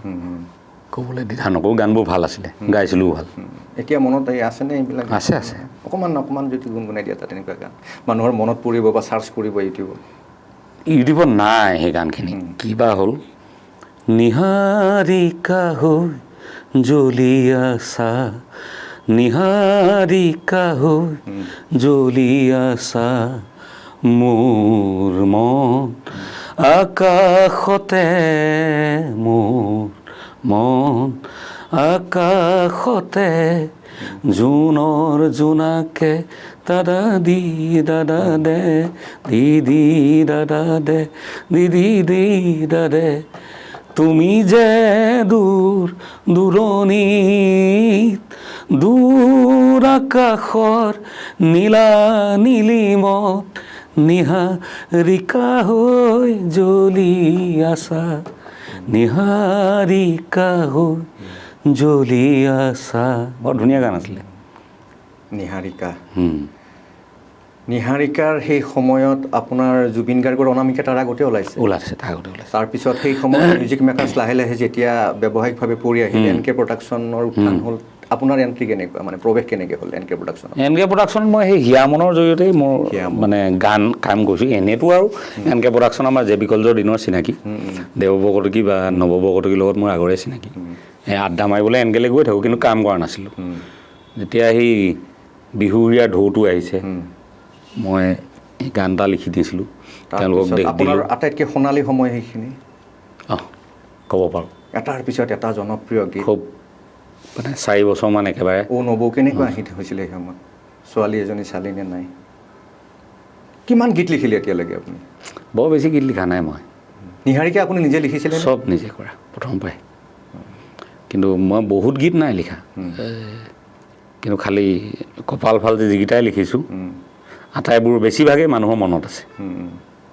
সেইকাৰণে বহুত গীত যেন লাগে গীত বহুত লিখা নাই কাজিৰঙা এটা সময়ত সেইটো মোৰ নহয় কাজিৰঙা আপোনাৰ নহয় ন মই অঞ্জনা বুলি এখন কেছেট কৰিছিলোঁ নাহৰ বুলি আছে এখন কেছেট কৰিছিলোঁ ঘূৰি চালি নাহৰৰ গানকেইটা খুব জনপ্ৰিয় হৈছিলে নাহৰে কুমলীয়া পাতে বহুত আজিও বিহু ফাংচনত কাছৰ কণী পাই হিচাপ কৰি পখিলা পৰিলে গালত তোৰ অমলা ঘৰত বিয়াৰ কথা চলিছে বা আজিৰো সংগীত শিল্পীসকলে সেইকেইটা গান গাই মানুহক মনোৰঞ্জন দি আছে তাৰপিছত জোনবাই আহিলে পখিলা আহিলে অপ্সৰা আপোনাৰ আছিলে অপ্সৰা নাছিলে পখিলা আছিলে তাৰপিছত তেতিয়া সীমান্ত শেখৰক মই আনিছিলোঁ প্ৰায় আৱিষ্কাৰ কৰাৰ নিচিনাই সীমান্তক বহুত আগৰ পৰাই লগ পাইছোঁ তাত টিহুত ঘৰ আছিলে তাক লৈ জেডি বুলি ল'ৰা মানুহ এজনে জয়ন্ত দাস তেওঁ কেছেট এখন কৰিছিলে মই এটা গান লিখি দিছিলোঁ গান লিখোঁতে তাক পাই দেখিলোঁ যে ল'ৰাটোৰ কণ্ঠ ভাল খালি সুবাসনা দত্ত আছিল সুবাসনাকো তেনেকৈয়ে মই পাইছোঁ আৰু গোটেইকেইটা গান আজিও মানুহৰ মনত ৰৈ গৈছে আজিও মানুহে গুণগুণাই শুনে তই মই কি গদা পানী ময়ো তাইও ডালিমি এইটো তাত অকণমান গদ্যও লগাই দিছিলোঁ নীলিম দাৰ এইটো নতুন এটা এক্সপেৰিমেণ্ট আছিলে খুব ভাল পাইছিলে বৰ ধুনীয়া ধুনীয়া গান বনালে তাৰপিছত জুবিনদাৰ কণ্ঠত আধুনিক গীতো আপোনাৰ কেইবাটাও জনপ্ৰিয় মাজুলী এটা বিশেষকৈ মাজুলী আছে হিয়ামনৰ গোটেই বেছিভাগ গান মই লিখিছিলোঁ তাৰপিছত পিছৰ কেছেটবোৰতো লিখিছিলোঁ নিদিয়া নিদিয়া কিয়নো নিদিয়া মাজুলীৰ এটা কাহিনী মাজতে শুনিছিলোঁ আপুনি মানাসলৈ গৈছিলে তাৰপিছত আপুনি অভয়াৰণ্যত সেইটো মাজুলী নহয় সেইটো নাহৰটো মাজুলীটো ষ্টুডিঅ'তে লিখিছোঁ ষ্টুডিঅ'ত মানে আৰম্ভ কৰিছোঁ তাৰপৰা এয়াৰপৰ্টত নমাই থৈ আহোঁতে শেষ কৰিছোঁ গানটো এইবোৰ কাহিনী কৈছোঁ বহুত কৈছে তথাপি আমাৰ দৰ্শকখিনিও জানিব বিচাৰে এইকাৰণে মই আপোনাক কৈছোঁ এইখিনিয়ে মানুহ এইখিনিয়ে কাহিনী বাকী প্ৰণৱৰ কবিতা মই জুবিনদা দীপক দাহঁতৰ ঢুকোৱাৰ পিছত মই কলম তুলিয়ে লোৱা নাই বেছিয়ে লিখিব লাগে এতিয়া একেবাৰে মই নীৰৱে আছোঁ চাই আছোঁ আপোনাৰ প্ৰেয়সীৰ দুখত লিখি থাকিলে নহ'ব নহয় অকল বাকীবোৰ দুখতো লিখিব লাগিব মই আৰু এটা কথা সুধোঁ এই কথাটো মানুহে সদায় তেখেতৰ অন্তৰংগ নিভৃত কোণত থকা মানুহৰ সুসম্পৰ্ক থকা মানুহৰ পৰা জানিব বিচাৰে জুবিন গাৰ্গক আপুনি তেতিয়াৰ পৰা সেই সৰলতাৰে পাইছেনে সেই একেই নিষ্পৃহতা আৰ্থিক লিপ্সাহীনতা সেই মানুহজনকে পাই আছিলেনে আৰম্ভণিৰ পৰা জুবিন দা সৰু ল'ৰাৰ নিচিনা আছিলে আচলতে আৰু এতিয়াতো তেখেতক মই অকণমান বেলেগ ধৰণে ভাবোঁ মহাপ্ৰয়াণৰ পিছত কিন্তু আগতে যেতিয়ালৈকে আমাৰ ভাই বন্ধুৰ নিচিনা সম্পৰ্ক আছিলে তেতিয়া খালি এটা কথা বুজি পাইছিলোঁ যে তেখেতক যেনেকৈ বুজাই দিয়া যায় নহয় তেখেতে তেনেকৈ ৰিয়েক্ট কৰে সেইটো কিছু ক্ষেত্ৰত খুব ভাল আছিলে আৰু কিছু ক্ষেত্ৰত খুব বেয়া আছিলে কাৰণ মানুহে বেয়া কথা এটাও বুজাই দিব পাৰে নহয় আৰু সেইটো বেয়া ধৰণে তেওঁ ভাবি লয় বা ভাল মানুহেতো ভাল ধৰণে বুজাই দিয়ে তেতিয়া সেইটো ভাল ধৰণে লৈ লয় গতিকে তেখেতৰ সংগবোৰ সুৰ আৰু অসুৰৰ মিশ্ৰণ আছিলে পিছৰ ফালে বেছি হ'ল সেইটো অসুৰ নে আগৰ পৰাই আছিলে আগৰ পৰাই সুৰ আৰু অসুৰৰ মিশ্ৰণ সেইকাৰণে তেওঁক মহাদেৱৰ হেৰি এটা যেনো লাগে কেতিয়াবা গতিকে সেই ধৰণৰ কথা আচলতে অসুৰে যদি পইচা পাতিৰ কাৰণে গিদি হ'বলৈ শিকাই দিয়ে অলপ দিন তেওঁ গিদি হৈ যাব সুৰে যদি শিকাই দিয়ে যে নাই এইটো নহয় আকৌ তেওঁ বেলেগ মুক্তিত নিষ্পৃহ যিটো হৈ যাব গতিকে তেখেত তেনেকুৱা আছিলে এটা শিশুসুলভ সৰলতাৰে নিজাকে বিবেচনা সেইটো আছিলে সেইটো মই ভূপেন মামাৰ গাতো দেখিছিলোঁ একদম শেষৰ সময়ত যেতিয়া লগ পাইছোঁ যে একদম এতিয়াও দেখোন সেই শিশু হৈ থাকিব পৰাটো কিন্তু বৰ ডাঙৰ কথা আমি নহয় কিন্তু মইতো নহয় মই চেষ্টা কৰোঁ লাভ নাই আমাক বিভিন্ন ধৰণৰ চিন্তাই পৰিচিত কৰে জুবিন দা তাৰ পৰা মুক্ত হৈ আছিল সেইটোৱে বুজি পাওঁ কিছু অকণমান বেপৰুৱা আছিলে যাযাবৰী আছিলে সেইখিনিতো থাকেই সেইখিনি যিকোনো ধৰণৰ ক্ৰিয়েটিভ মানুহৰ এটা সময়ত বহুত শিল্পীয়ে এইটো হেৰুৱাই পেলায় বাস্তৱৰ লগত যুঁজি আমাৰ মাজতে এদিন তেখেতৰ লগত তৰ্কও হৈছিল মোৰ এইটো কথাত যে মোক কৈছিল যে তই মানে এতিয়া নাহ ৰাতি আমুক তামুক মই বিয়া কৰালোঁ নহয় মই বিয়া কৰোৱা নাই নি তুমি কৰালা মোৰ কিন্তু এতিয়া ঢেৰ কাম ৰাতিপুৱা স্কুল পঠাব লাগে আমুক তামুক মস্ত লিষ্ট এখন দিলোঁ আৰু তেওঁ একদম ঠিকছে গালি চালি দি মোক পঠাই দিলে কিন্তু সেইটো এটা কথা যে আমি যেতিয়াৰ পৰা অঘৰীৰ পৰা সংসাৰ এখন কৰি ল'লোঁ নহয় তাৰপৰা আমি সলনি হ'লোঁ বহুতেই সলনি হ'ল আৰু জুবিনৰ কাৰণে লিখা শেষ গান তাৰপিছত আপুনি তেনেকৈ সম্পৰ্ক একে আছে খালি গানৰ লগত বা আপুনি তেনেকৈ যাবলৈ বিচৰা নাছিলে কাৰ জুবিনৰ ওচৰলৈ নাই মই একদম 17 তাৰিখলৈকে কথা পাতি আছে 17 তাৰিখ 19 তাৰিখে খবৰটো আহিছে 17 তাৰিখে ৰাতি কথা পাতিছোঁ ইনফেক্ট ৰাতি 12টা বজাত তেখেতটো 17 তাৰিখে তাতে থকা বুলিয়ে বহুতে কৈ আছে নহয় 17 তাৰিখ নহয় চৰি মোৰ ঠিক 13 তাৰিখে ৰাতি যোৱাৰ আগে আমি তাৰমানে হেৰি তাৰিখে 19 তাৰিখ নে 20 তাৰিখে আমি ডিব্ৰুগড়ত এখন ৰেষ্টুৰেণ্ট অ'পেনিং কৰিবলৈ যোৱা কথা আছিল দুখন বাৰগাম ৰেষ্টুৰেণ্ট আছিল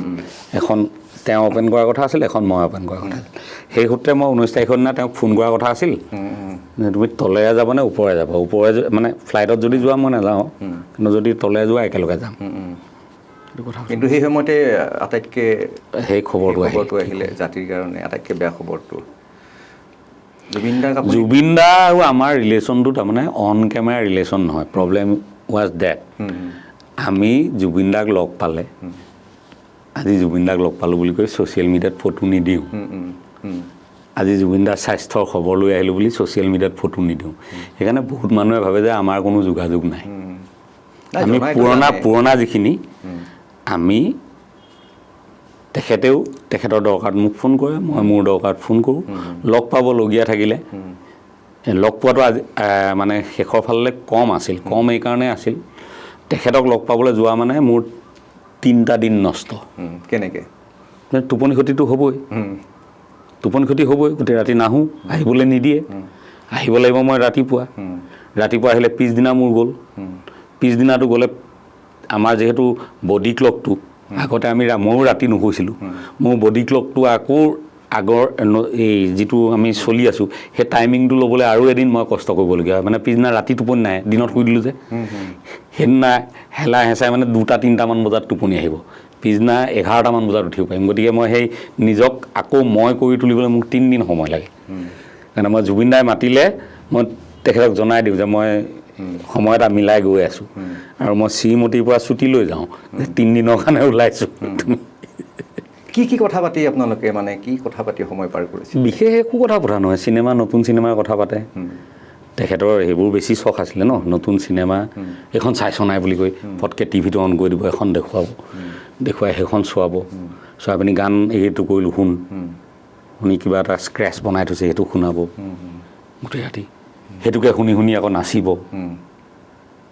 ভাল হ'লে আমি নাচি দিব লাগিব যদি বেয়া হয় যেতিয়া দেখিছে যে মই নচা নাই তই ভাল পোৱা নাই বেলেগ এটা শুনাইছোঁ আকৌ বেলেগ এটা শুনালোঁ সেনেকৈ ৰাতি পোহৰ হৈ যায় মোকো ৰাতি শুনালে অকল এছ ডি বৰ্মনৰ গান অঁ আপোনাৰ সেই পুৰণা ষ্টুডিঅ'ত তাৰপিছত আকৌ ইয়াতে এদিন গ'লোঁ ইয়াতো সেইটো কামেই কৰি আছে তেখেত যদি কাম যদি থাকে বোলে ৰাতি আজি কাম কৰিম সেইটো দিন বেলেগ হয় যদি এনেই মাতে এনেই মতাটো এইটোৱেই আৰু চবতকৈ মানে ৱৰ্ষ্ট থিং হৈ গ'ল গোটেইখিনি কৰি মেলি ব'ল ফুৰিবলৈ যাওঁ বুলি যেতিয়া গাড়ীখনত বহি মাতি দিব নহয় সেইটো আৰু হে ভগৱান গোটেই ৰাতি আপোনালোকে গুৱাহাটীখন ঘূৰি ফুৰে নাযাওঁ বুলিও ক'ব নোৱাৰা উঠিবলৈও ভয় লাগে পুৰি খাব গৈ পেলাই ইয়াত ধৰি ল'ব লাগিব এডালত ধৰিলে আকৌ গ্লাছত দেখিব এই ভয় আপি বুলি ক'ব আকৌ এৰি দিব নিজে চলাইছিলে ড্ৰাইভ সদায় ভাল ড্ৰাইভাৰ আছিলে পিছলৈ তেওঁ এৰিলে স্বাস্থ্যৰ যেতিয়া অৱনতি হেৰি হ'ল তেতিয়া তেওঁ গাড়ী চলোৱাটো এৰিলে কিন্তু খুব ভাল পাইছিলে গাড়ী চলাই জুবিন দাৰ জীৱনৰ অন্যতম চখবোৰৰ ভিতৰত যদি কওঁ খুব ভাল চলাইছিলে স্পীডটোতো বাৰু আছিলে কিন্তু খুব ভাল চলাইছিলে জুবিন দাৰ গাড়ী খুব ভাল গাড়ী চলাইছিলে এদিনতো মই মানে এনেকৈ চকুটোকো মুদি দিছোঁ আৰু এই ডি জি মিউজিকৰ ওচৰতে এই চানমাই ব্ৰিজখন এই পুৰণা ব্ৰিজখন ইমান স্পীডত গৈ টাৰ্ণিং ঘূৰাই উভতি আহি এই জোৰটো তেতিয়াও ডাবল লেনে আছিলে দেখিছোঁ যে জুবিন দাৰ গাত ভুল নাই ৰং ছাইডৰ পৰা ৰিক্সা এখনে হঠাৎ এণ্ট্ৰি মাৰি দিলে মইতো চকু মুদি দিছোঁ মানে এইটো বচাৰ কোনো চান্স নাই হয় ৰিক্সাৱালাটো যাব ৰিক্সা উফৰি যাব আমি ক'ত পৰিম ঠিক নাই তো চকু মেলি দেখিছোঁ চব ঠিকে আছে মই বোলো কেনেকৈ কি হ'ল তাৰপিছত সেই লাষ্টৰ তই যে চকুটো মুদি দিলি ড্ৰাইভাৰৰ খেলটো সেই লাষ্টৰ 30 ছেকেণ্ডটোৱে সেই 30 ছেকেণ্ডত মই তোক বচাই লৈ আহিলোঁ খুব মানে তেখেতৰ মগজু খুব সক্ৰিয় আছিলে সকলো সময় সাংঘাতিক চাপ শেষৰ ফালে কিয় অকণমান অৱনতি হোৱা বুলি ভাবে আপুনি এইবোৰতো মেডিকেল টাৰ্মত আহিব গতিকে এইবোৰ কথা নাপাতো আৰু টোপনি ক্ষতি কৰাৰ কাৰণে চিজাৰ বহুত দিন টোপনি ক্ষতি কৰি থকা বহুত দিন কষ্ট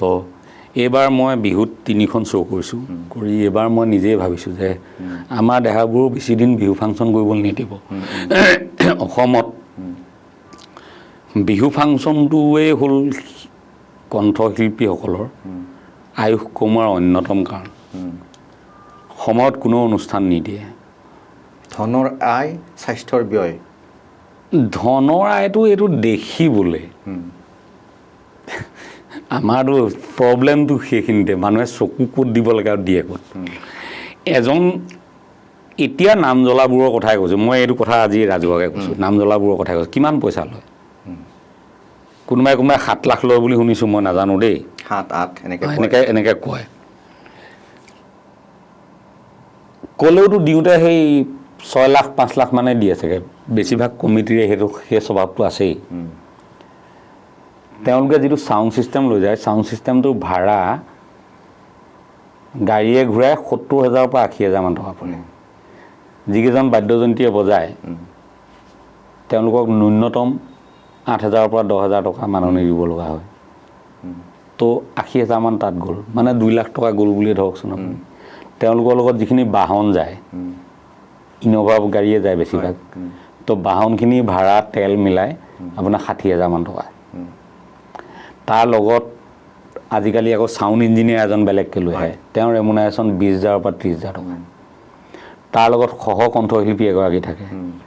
তেওঁকো দিব লাগিব 10,000 পৰা 20,000 টকা যদি অলপ বেছি ভাল হয় 20,000 বা 30,000 টকাও দিবলগীয়া হয় তাৰপিছত গোটেই দলটোৰ খোৱা বোৱা থকা তাৰ ওপৰত আজিকালি আকৌ এটা কেমেৰামেনো লৈ ফুৰিব লাগে নহয় তাকো দিব লাগে মেনেজাৰ এজন আছে আল ধৰা 2-3জন আছে চবেই মিলি এজন সেইটো এণ্ডৰ শিল্পীয়ে দুই এজনে বাউন্সাৰো লৈ যায় আজিকালি সেইটো পৰা বেলেগ কিন্তু সেই খুব বেছি টকা 2 লাখ পায় হুম, নিজলে 2 লাখো নাপায় 1.5 লাখ মান টকা পায় 1.5 লাখ টকা মান পায় আৰু 1.5 লাখ টকা পায় এজন কণ্ঠশিল্পীয়ে কিমান ফাংচন কৰিব পাৰে 20খন ফাংচন সিমানেই তাৰমানে 30 লক্ষ টকা হে এবছৰত 30 লাখ টকা হ'ল তাৰমানে মাহে কিমান হ'ল 2 লাখ টকাতকৈ অলপ বেছি হয় নহয় বিনিময়ত তেওঁ কি কৰিব লাগিব অহা বছৰ একে ফাংচন কৰিবৰ কাৰণে ন্যূনতম 3টি গীত তেওঁ ৰাইজলৈ উপহাৰ দিব লাগিব আৰু এটা গীত নিৰ্মাণ কৰিবলৈ 5 লাখ টকা মিনিমাম লাগে ভিডিঅ' চিডিঅ' কৰিবলৈ তো 15 লাখ টকা তেওঁ তাত খৰচা আছে বছৰটো তেওঁ খাব লাগিব আজিকালি ৰাইজে ধৰে আমুকত কিয় যোৱা নাই আমুকত গৈ কিয় সহায় কৰা নাই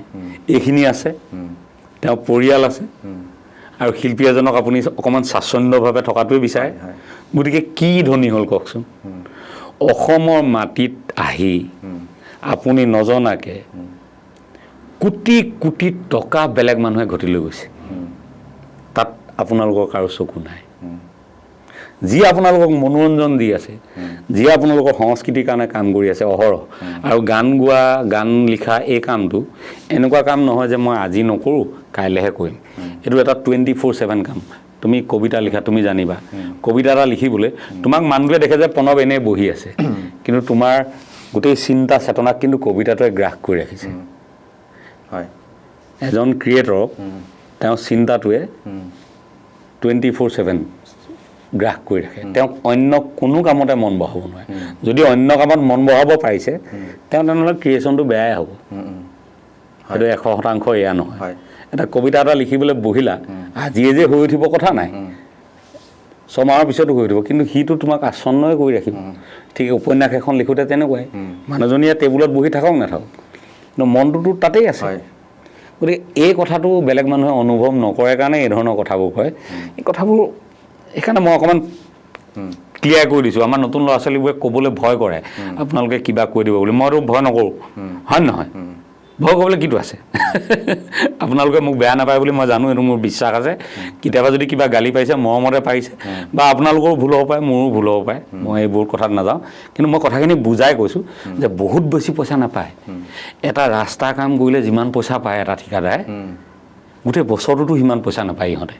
একদম নাভাবিব কিন্তু এটা কথা আমি মন কৰিছোঁ যোৱা প্ৰায় 15টামান বছৰ অকণমান গানৰ জগতখন যেন অৱনমিত হৈছে তেনেকুৱা কথা সুৰ নাই হয় তাৰমানে মানুহে যি ধৰণৰ হ'ব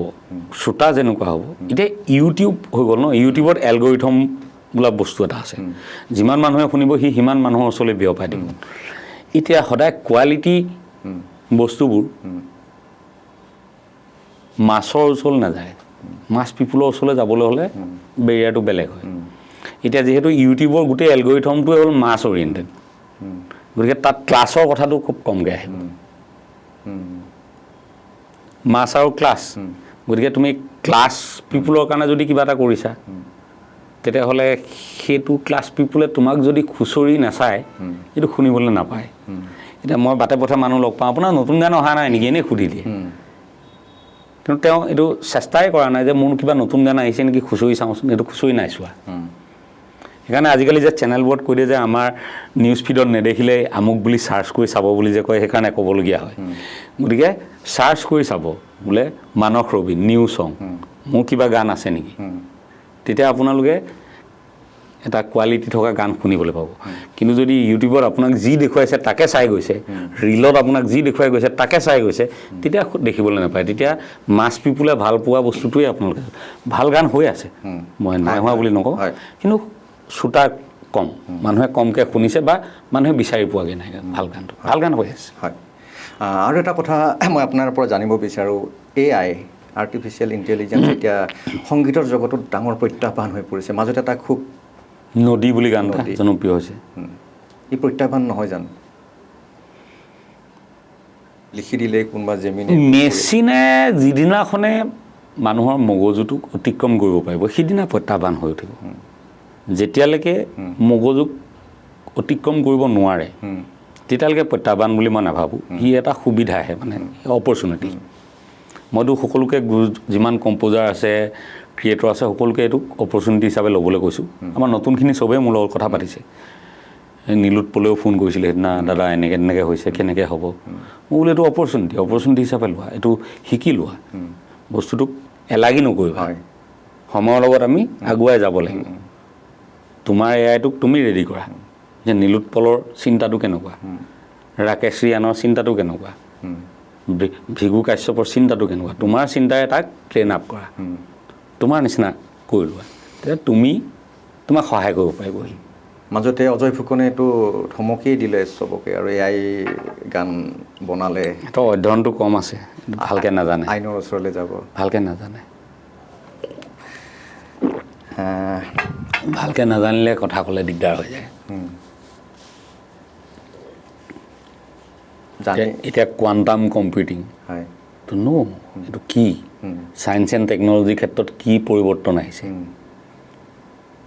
কোৱাণ্টাম কম্পিউটিং কেনেকুৱা সি আহিলে কি হৈছে কথাবোৰ নাজানিলে কথাটো কৈ থাকিলে নহ'ব কথাখিনি জানিব লাগিব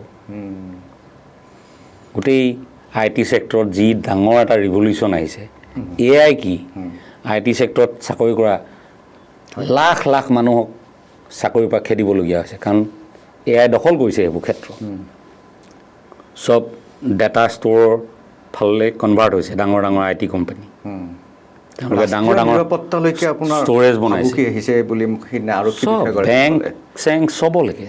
চব ক্ষেত্ৰলৈকে আহিছে ৰাষ্ট্ৰলৈকে নিৰাপত্তাৰ ভাবুকি কঢ়িয়াই আনিছে এআই কাৰণ সকলোবোৰ কম্পিউটাৰাইজ ন আজি এটম বম এটা কিহত চলিব এটা বটনত চলিব সেই বটনটো যদি আপুনি নিদিয়াকৈ যদি AI ছুইচ অন কৰি দিব পাৰে নোৱাৰিব বুলি কোনো কথা নাই গতিকে AI লগত যুঁজিবলৈ আকৌ এটা বেলেগ AI বনাব লাগিব দুটা থাকিবই ন নেগেটিভ এণ্ড পজিটিভ গতিকে পৃথিৱীখন তেনেকুৱা গতিকে আশাবাদী হৈ আগবাঢ়ি যাব লাগিব মই এইটোৱে ভাবোঁ খুব লাগি গৈছিলে আপুনি জুবিন ক্ষেত্ৰ জুবিনদাৰ সমাধিৰ কাৰণে প্ৰাঞ্জল শইকীয়াহঁতে খুব আপত্তি কৰিলে সেইটো হ'ল এইটোতো অলৰেডি ক্লিয়াৰ হৈছে আৰু মোৰ সন্মান কৰিবলৈ একো নাই কাৰণ তেওঁলোকৰ এখন কমিটি বনাই দিছিলে কমিটিখনে যিখিনি কাম হাতত ল'ব লাগিছিলে সেইখিনি ল'বলৈ তেওঁলোকক অধিকাৰ দিয়া হোৱা নাছিলে চাগে আমাৰ এইটো হয় নহয় খুব যে কমিটি এখন বনাই দিয়ে আৰু ৰাইজক দেখুৱাবলৈ কিন্তু একো পাৱাৰ নাই পইচা নাই তো আমি আগবাঢ়ি যোৱাৰ কাৰণে তেওঁলোকক পাৱাৰো দিলে পইচাও দিলে তেওঁলোকে অলপ কাম কৰিছে ভাল পাইছোঁ কথাটো সেইটোৱে হয় কেনেকুৱা বিচাৰে সমাধিৰ ক্ষেত্ৰখন আপোনাৰতো বহুত সপোন আছে আপুনি চিলা বনোৱাৰ কথা আছিলে গামোচাৰে সেইবোৰ এই ৰাইজৰ উৎপাদতে নহ'ল এতিয়া গামোচাবোৰ তাত তিতি পচিছে মই কিমান ধুনীয়াকৈ প্ৰজেক্টটো লৈছিলোঁ ৰাম কি বকে কৈছে যে মানস ৰবিনে ক'ত অধিকাৰ পালে জুবিনদাৰ নামত দিয়া মৰমত দিয়া গামোচা লৈ যাবলৈ ক'ত অধিকাৰ পালে মানস ৰবিনে দিয়ে যদি নিজৰ গামোচাৰে বনাওক নানান কথা মই বোলো এই বাদ দিয়াহে গঞা কথাত কাণ নিদিবা মই বনাম কিন্তু মই চিলাখন বনাম আমাৰ চিত্ৰশিল্পী হেৰি মহন্ত নীলমক লগত লৈছোঁ জ্যোতিক লগত লৈছোঁ তাৰপিছত ৰাইজে দিয়া গামোচা মোৰে ঢেৰ আছে আৰু অসমৰ বিভিন্ন স্থানৰ পৰা আমি গামোচা কালেক্ট কৰিম এটা সময়ত মানে কি আমি জুবিনদাৰ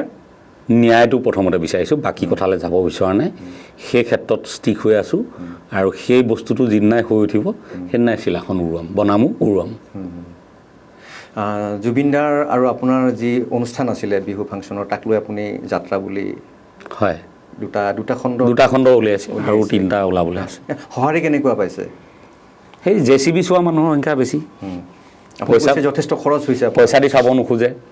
কিছুমানে মানস ৰবিন বেপাৰী আমুক তামুক এনেকুৱা ধৰণৰ কমেণ্ট দিছে মই দুজনমানে লিখিছোঁ মানে এইটোত মই অকণমান কনচাৰ্ণ হৈ কৈছোঁ এই কথাখিনি চিৰিয়াছলি কৈছোঁ অন এ চিৰিয়াছ নোট যিসকলে কৈছে তাত যে অকল নগেন ভৱেনে কৈছে এনেকুৱা নহয় খুব লব্ধ প্ৰতিষ্ঠ ব্যক্তিও কথাটোক সমালোচনা কৰা দেখা গৈছে মই সেইটোতহে দুখ পাইছোঁ যে সৃষ্টি এটাৰ মূল্য থাকিব লাগিব মূল্যবিহীন সৃষ্টি এটা মূল্যহীন এই কথাটো আপোনালোকে বুজি পাব লাগিব এই ডকুমেণ্টেৰীখন বনাবলৈ মই যথেষ্ট পইচা খৰচ কৰিছোঁ তাতোতকৈ ডাঙৰ কথা ডকুমেণ্টেৰীখন ক'ত দেখুৱাবলৈ এটা মই পকেট চিনেমা হল নিৰ্মাণ কৰি ল'ব লগা হৈছে যিটো নাম দিছোঁ লুইট লুইতটো যথেষ্ট সংখ্যক মানুহে ডাউনলোড কৰিছে সঁহাৰি অভূতপূৰ্ব দেশ বিদেশৰ অসমীয়া সকলোৱে লুইতৰ জৰিয়তে চাব পাৰিছে এই গোটেই যাত্ৰা কিন্তু আমাৰ ইয়াত জানে নহয় বিভিন্ন ধৰণৰ কথা কয় যে দাম বেছি হৈছে আমি যাত্ৰা আজিৰ পৰা 20 বছৰ আগতেই ৰিলিজ কৰাৰ কথা আছিল তেতিয়া ভিচিডিৰ ওপৰত ৰিলিজ কৰাৰ কথা আছিল তেতিয়া কিন্তু 99 টকা দিব লাগিলে কিন্তু 20 বছৰৰ পিছত মই 74 টকা নে 75 টকা খুজিছোঁ দাম কেনেকৈ বেছি হ'ল প্ৰণৱ কোৱাটো তাতকৈ ডাঙৰ কথা এই জুবিন মানসৰ যাত্ৰা এই সম্পত্তিটোৰ মালিক অকল মই নহয় আধা সম্পত্তিৰ মালিক জুবিন গাৰ্গ স্বয়ং গতিকে ইয়াৰ এটা অংশ যাব জুবিন গাৰ্গ এইটো গৰিমা বৌয়ে গম পাব আৰু জুবিন গাৰ্গ ট্ৰাষ্টলৈ যায়নে নে তেওঁৰ যি উত্তৰসূৰী তেওঁলোকলৈ যায় সেইটো যাব কিন্তু মই মোৰ ফালৰ পৰা এই জুবিন গাৰ্গক এটা অংশ দিব লাগিব প্ৰথম চৰ্ত দ্বিতীয় চৰ্ত হ'ল এই গোটেই বস্তুটোক ফ্ল'ট কৰাবৰ কাৰণে যিখন প্লেটফৰ্ম ইউজ কৰিছোঁ তাত AWS এমাজনৰ যিটো ৱেব ছাৰ্ভাৰ আছে তাৰ এটা ৰেণ্টেল আছে ৰেণ্টেলটো এতিয়া বাঢ়ি গৈ আছে কিয় এই ডলাৰৰ তুলনাত যে আমাৰ পইচাৰ পতন ঘটিছে আমি প্ৰথম 3 মাহৰ কাৰণে ক্ৰয় কৰোঁতে যিটো পইচা দিবলগীয়া হৈছিলে এতিয়া যাত্ৰা দেখুৱাবৰ কাৰণে নতুনকৈ আকৌ এবছৰৰ কাৰণে ল'বলগীয়া হৈছে লাইচেঞ্চ এবছৰত বহুত বেছি পইচা দিবলগীয়া হৈছে সেই পইচাখিনি উঠি অহা নাই মই ইমানেই ক'লোঁ এইটোৱে বেপাৰ গতিকে নজনাকৈ আপোনালোকে সমালোচনা কৰিলে আমাৰ দুখ লাগে কাৰণ এই বস্তুটো নিৰ্মাণ কৰোঁতে মোৰ জুবিনদাৰ যিকোনো কামতে গান লিখিবলৈ হওক তেওঁ গান গোৱাবলৈ হওক টোপনি ক্ষতি নকৰাকৈ আপুনি একো কৰিব নোৱাৰে মোৰ এই যাত্ৰা নিৰ্মাণৰ 2টা খণ্ড নিৰ্মাণত মই এসপ্তাহ টোপনি ক্ষতি হৈছে আৰু লগতে এটা গুৰুত্বপূৰ্ণ নথি তাতোতকৈ ডাঙৰ কথা সেইটো যদি মই এটা কথা ভাল পাম যে যাত্ৰা আপুনি চালে পইচা দিলে বেয়া পালে আপুনি মোক সমালোচনা কৰক মোৰ অকণো বেয়া নালাগে কিন্তু যাত্ৰা আপুনি চোৱা নাই আপুনি পইচা দিয়া নাই হে এনেই বাগি খৰ মাৰি আপুনি মোক সমালোচনা কৰিছে মই কেনেকৈ ভাল পাম ভাল পাবলগীয়া কথা নহয় এইটো একদম সম্পূৰ্ণ ঋণাত্মক এটা কথা এই কামটো নকৰিব সব মানুহ মানস ৰবীন্দ্ৰৰ নিচিনা নহয় আপুনি ঋণাত্মক সমালোচনা কৰিলেও মই একো ৰিয়েক্ট নকৰিম কিন্তু বাকী মানুহ ভাগি পৰিব হালি পৰিব এনেকুৱা নকৰিব সমালোচনাটো এনেকুৱা নকৰিব ভূপেন বৰ্মাই কৈছিলে যে সমালোচনাৰ অগনিৰে মুখটো জ্বলাই হেৰি কৰা কৈছিলে কিন্তু সেই সমালোচনাটো কৈছিলে যে তেখেতৰ সৃষ্টিটো আপুনি শুনি চাই তাৰপিছত সমালোচনা কৰাৰ কথাটো কৈছিলে কিন্তু আপোনালোকে এতিয়া 32ত খৰ মাৰি আছে আপুনি না চাইছে না শুনিছে খালি এটা নেৰেটিভ দেখিছে ফেচবুকত ছ'চিয়েল মিডিয়াত আপুনি দৰ লিখি গৈছে আপোনাৰ যদি লিখা হাতখন আছে ভাল কামত ব্যয় কৰক অবাবত সময় নষ্ট নকৰোঁ মোক দেখিছে নেকি কাৰোবাৰ তলত গৈ মই কমেণ্ট কৰা মই কেতিয়াও নকৰোঁ মোৰ কিবা ক'বলগীয়া থাকিলে মই নিজৰ পেজত ক'ম গতিকে আপোনালোকেও আহি মোৰ তলত কমেণ্ট মাৰি একো লাভ নাই আমি আমাৰ প্ৰিয় দৰ্শক আৰু শ্ৰোতাক জনাব বিচাৰিছোঁ যে যাত্ৰা এখন গুৰুত্বপূৰ্ণ আচলতে তথ্যচিত্ৰ য'ত আমি জুবিন গাৰ্গক 20 বছৰ আগৰ সেই সফল ডেকা জুবিন গাৰ্গজনক আমি দেখিবলৈ বিচাৰি পাব পাৰোঁ পুনৰ আৱিষ্কাৰ কৰিব পাৰোঁ গতিকে আপোনালোকে যাত্ৰা চাই মানৱতাকো উৎসাহিত কৰক আৰু জুবিন দাকো পুনৰ আৱিষ্কাৰ কৰি জীয়াই থকাত সহযোগ কৰক সেইটো আহ্বান থাকিল আমি শেষৰ ফাললৈ আহিছোঁ নতুন চৰকাৰ হ'ল বিজেপিয়ে চৰকাৰ গঠন কৰিলে হিমন্ত বিশ্ব শৰ্মা ডাঙৰীয়াই চৰকাৰ গঠন কৰিলে আপুনি নিজে এগৰাকী সামাজিক কামত লাগি থকা ব্যক্তি যেনেকৈ আপুনি বানপানীৰ সময়ত 2 কোটি টকা লৈ তাত মথাউৰিলৈ গৈছে বা আপুনি বিভিন্ন কাম কৰি আছে আপুনি ৰবীন সেনা খুলিছে ৰবীন আৰ্মি চৰকাৰৰ প্ৰতি কি আহ্বান জনাব কেনেকুৱা এখন সপোনৰ অসম আপুনি বিচাৰে তেওঁলোকৰ পৰা চৰকাৰত থকা সকলো মানুহে মানে আমাৰ জাতিটোৰ কথা খুব ভালকৈ জানে গতিকে নতুনকৈ ক'বলগীয়া ৰাজ্যখনৰ কি সমস্যা আছে কি নাই একো নাই আৰু সেইমতে তেওঁলোকে কামো কৰিছে কাম যে নাই কৰা এইটো নহয় কাম কৰিছে কিন্তু আমাৰ দীৰ্ঘকালীন কেইটামান সমস্যা আছে যিকেইটা সমস্যাৰ কোনোদিনেই সমাধান কোনো এখন চৰকাৰে কৰিব পৰা নাই সেইকাৰণে কেতিয়াবা আমাৰ আঞ্চলিক চৰকাৰখনৰ ইচ্ছা থাকে কিন্তু কেন্দ্ৰীয় চৰকাৰে নিদিয়ে কেতিয়াবা কেন্দ্ৰীয় চৰকাৰখনৰ ইচ্ছা থাকে কিন্তু ইয়াত গভৰ্ণমেণ্ট বেলেগ থাকে এনেকুৱা বিভিন্ন ধৰণৰ নিমিলা অংকত কথাবোৰ থাকি গৈছিলে বুলি ভাবোঁ এতিয়া জোৰ পুৰি হাত পালেহি কেইটামান কথাৰ মীমাংসা হোৱাটো আমি বিচাৰোঁ প্ৰথম 1 নম্বৰ কথাটোৱে হ'ল যে আমাৰ ইয়াত এতিয়া বাংলাদেশী আদি কথাবোৰ মূল্যহীন নিচিনা লগা হৈ গ'ল আৰু আমাৰতো লাগিলেই, নতুন সকলোৰ লাগিলে। কাৰণ এতিয়া বাংলাদেশী বুলি কাকো চিনাক্ত কৰিব নোৱাৰিলে, NRC কৰিলোঁ, লাইন পাতিলোঁ আমি, গোটেই পুৰুষৰো কাগজ পত্ৰ বিচাৰি আনি আমি জমা দিলোঁ, কিন্তু NRCৰ পৰা কোনো বিদেশী উলিয়াই খেদিব নোৱাৰিলে। গতিকে এতিয়া আমি বিদেশী বুলি কাকো নকওঁ, বাংলাদেশী বুলি আমি কাকো নকওঁ, চব ভাৰতীয় মানুহ। খালি তাত আমি অসমীয়া মানুহখিনিক বিচাৰি উলিয়াব লাগিব। অসমীয়া প্ৰথম কথা হ'ল ভূমিপুত্ৰ, যি অসম নামটো হোৱাৰ আগৰ পৰা ইয়াত আছে, সেইসকল ভূমিপুত্ৰ। মোৰ ডেফিনেশ্যন মই বনাইছোঁ, মানে নেমানে পিছৰ কথা। খিলঞ্জীয়া, অসম নামটো হোৱা দিন ধৰি ব্ৰিটিছৰ অধীনলৈ যোৱাৰ আগলৈকে যিখিনি মানুহ আমাৰ ইয়াত আছিলোঁ সেইখিনি খিলঞ্জীয়া। তাৰপিছত স্বাধীন হোৱাৰ আগলৈকে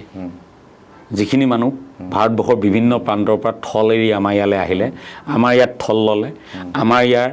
ভাষা সংস্কৃতিক আঁকোৱালি ল'লে, তেওঁলোক থলুৱা। গতিকে এই 3 শ্ৰেণীৰ মানুহক লৈ আমাৰ অসমীয়া জাতিটো বুলি মই ভাবোঁ, যি অসমীয়া ভাষা জানে, অসমীয়া কৃষ্টি সংস্কৃতি জানে, যাৰ ইয়াত মাটি আছে, আৰু যাৰ এই মাটিৰ বাহিৰে পৃথিৱীৰ কোনো প্ৰান্তত ক'তো মাটি নাই, সেই মানুহখিনি অসমীয়া। সেই মানুহখিনিক সুৰক্ষিত কৰিব পৰাকৈ কি ব্যৱস্থা ল'ব, ৰাজনৈতিকভাৱে, সাংস্কৃতিকভাৱে, অৰ্থনৈতিকভাৱে। এই মানুহখিনি ক্ৰমান্বয়ে চেপা খাই আহিছে, ক্ৰমান্বয়ে সংকুচিত হৈ আহিছে, জনসংখ্যা তেওঁলোকৰ কমি আহিছে, ৰাজনৈতিক সিদ্ধান্ত এটা কাৰ্যকৰী কৰিব পৰা অৱস্থাত অলপ দিনৰ পিছত হয়তো একেবাৰে নাথাকিব। গতিকে তেতিয়াও এই মানুহখিনিক কেনেকৈ বচাব পৰা যাব, সেয়াহে আমাৰ ৰাজনৈতিক নেতৃত্বই চিন্তা কৰি তাৰ এটা সমাধান আগবঢ়াব পাৰিব বুলি মই আশাবাদী। আশা কৰিছোঁ চৰকাৰে মানস ৰবীনৰ এই আহ্বান শুনিব, সঁহাৰি দিব। আৰু এটা বৰ গুৰুত্বপূৰ্ণ কথা মানস দাই কৈছে যে ইমান দিনে আমি অসমীয়াৰ আমি পৰিচয় কি এইটো আমি উলিয়াব পৰা নাছিলোঁ, জাতীয় সংগঠন হওক, অসমৰ চৰকাৰে হওক। আজি তেখেতে এটা সুন্দৰ সংজ্ঞা দিছে অসমীয়া হ'বলৈ, খিলঞ্জীয়া অসমীয়া হ'বলৈ কি তেওঁলোকৰ যোগ্যতা লাগিব। আৰু আশা কৰিছোঁ আপোনালোকে দৰ্শকে তাৰ ওপৰত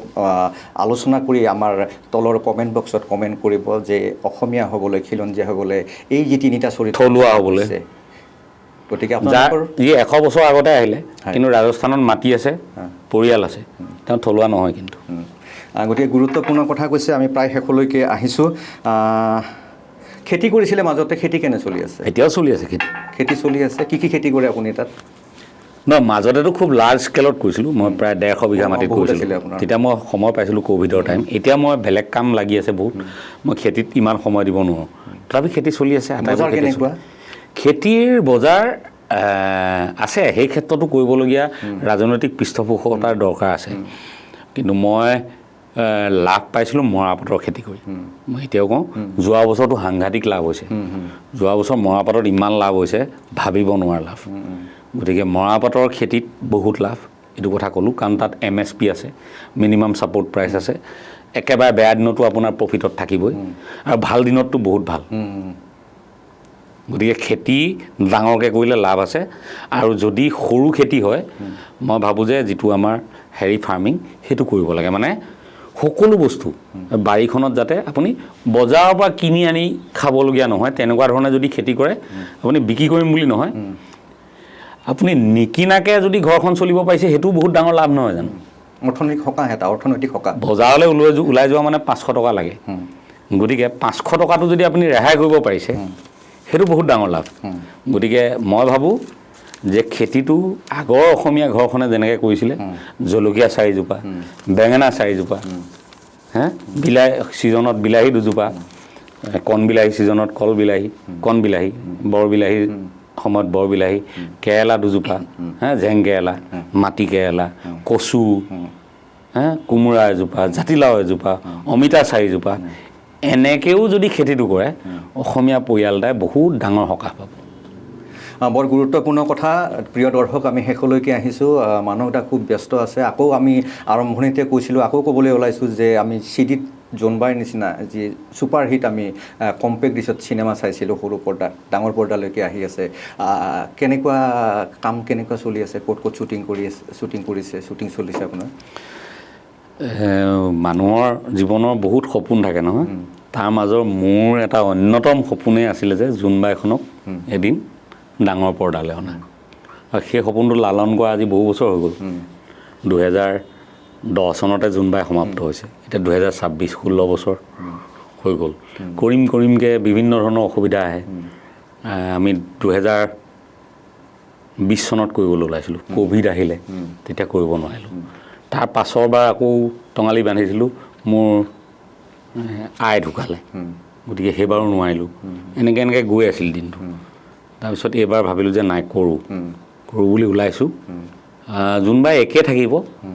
আগৰ যিটো কাহিনী সেইটো এটা আগলৈ গৈ আছে আৰু যেনেকৈ উপন্যাস এখন আগবাঢ়ি গৈ থাকে এই আগলৈ গৈ আছে বহুত কথা সংযোজিত হ'ব কাহিনীত তাৰমানে এই 15 বছৰৰ যিটো গেপ 16 বছৰ যিটো গেপ এই 16 বছৰত আটাইবোৰৰ পৰিৱৰ্তন আহিছে বয়স বাঢ়িছে সেই ধৰণে জোনবাই যাব সেই গোটেই 16 বছৰীয়া যিটো পৰিক্ৰমা এই ছবিখনতে দেখিবলৈ নিভাজ অসমীয়া সেই চৰিত্ৰবোৰ সেই গোটেইবোৰ আহিব যে গাঁও মফচলীয় চহৰ নগৰ মহানগৰ আৰু যিহেতু ডুবাইলৈকে আমি শ্বুটিং কৰিম ডুবাইত কৰিব দিল্লীত কৰিম হয় গতিকে আটাইবোৰ দেখিবলৈ পাব আমাৰ নতুন প্ৰজন্মৰ যিটো তেওঁলোকৰ ডিজায়াৰ যিখিনি তেওঁলোকৰ ৰিকুৱাৰমেণ্ট এই আটাইখিনি সন্নিৱিষ্ট কাহিনী আপুনি লিখিছে প্ৰযোজনা আপুনি কৰিছে আটাইখিনি মই পৰিচালনা ৰাজেশ ভূঞাই পৰিচালনা কৰিছে সংগীতো মোৰে নিজে কৰিছে গান কোনে গাইছে বাৰু গান জুবিন দাই গাই থোৱা 2টা গান আছিলে সেইকেইটা আছে আৰু নতুনকৈ 2টা গান গান আৰু অভিনয়ত কোন থাকিব একেখিনি মানুহে খালি নতুন ল'ৰা ছোৱালী এড হৈছে গতিকে প্ৰিয় দৰ্শক এখন খুব সুন্দৰ চিনেমা আহি আছে যি চিনেমাৰ লগত আমাৰ আৱেগ জড়িত হৈ আছে আমি নষ্টালজিক হৈ পৰোঁ আমাৰ বহুত অতীতলৈকে উভতাই লৈ যায় জোনবাই আৰু সেই জোনবাই এইবাৰ চলচ্চিত্ৰ ৰূপত ডাঙৰ পৰ্দালৈকে আহি আছে আশা কৰিছোঁ মানস ৰবীন ডাঙৰীয়াৰ এই চলচ্চিত্ৰখনে সকলোৰে মাজত প্ৰভূত জনপ্ৰিয়তা অৰ্জন কৰিব পূৰ্বৰ নিচিনাকৈ আমি আপোনাক শুভেচ্ছা জ্ঞাপন কৰিছোঁ আৰু ৰাইজকো আমি তেখেতৰ প্ৰতি সঁহাৰি আগবঢ়াবলৈকে অনুৰোধ জনাইছোঁ আমাৰ ইণ্ডিয়া টুডে এনিৰ জৰিয়তে প্ৰিয় দৰ্শক আজিলৈকে আমি সামৰিছোঁ ইণ্ডিয়া টুডে এনিৰ যুক্তিতৰ্ক গল্প আৰু আপোনালোকে গম পালে আজিৰ এই অনুষ্ঠানৰ আমাৰ অতিথি আছিলে প্ৰখ্যাত সংগীত পৰিচালক গীতিকাৰ সমাজকৰ্মী খেতিয়ক আৰু অসমক মনে প্ৰাণে ভাল পোৱা এজন খাৰাংখাচ মানুহ মানস ৰবীন আমি মানস ৰবীনক ধন্যবাদ জনাই আজিৰ এই অনুষ্ঠান সামৰিছোঁ ধন্যবাদ চাবলৈ নাপাহৰিব সত্যতা বিশ্বাসযোগ্যতা আৰু বুদ্ধিকতাৰ ভৰসা ইণ্ডিয়া টুডে এনি অসম প্ৰতিপল স্বদেশৰ প্ৰহৰী